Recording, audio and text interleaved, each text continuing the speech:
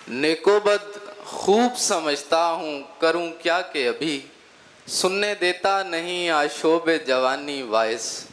आज रिंदान ने कदा नोश को अच्छी सूझी, मैं कशी के लिए ताका है मकाने वायस। लोग हर मोड़ पे रुक रुक के संभलते क्यों हैं, इतना डरते हैं तो फिर घर से निकलते क्यों हैं। इस तरह पिंदो नसीहत की उठाई तमहीद, आज साकी पे हुआ मुझको गुमाने वाइस। गुमान ये घर मेरा गुलशन है, गुलशन का खुदा हाफिज, अल्लाह निगेबान नशे मन का खुदा हाफिज। एक शख्स खुदा बनने के अरमान में कल शब छुप छुप के दरख्तों से समर बांध रहा था।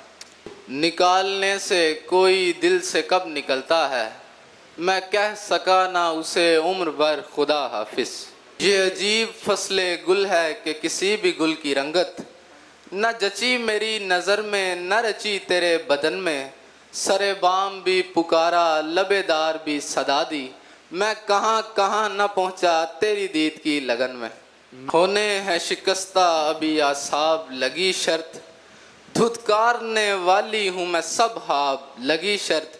अच्छा तो वो तस्खीर नहीं होता किसी से, ये बात है तो आज से अहबाब लगी शर्त। ये बात मान लो कि तुमको अपने पहले पर यकीन नहीं था मुकम्मल सो दूसरा लाए।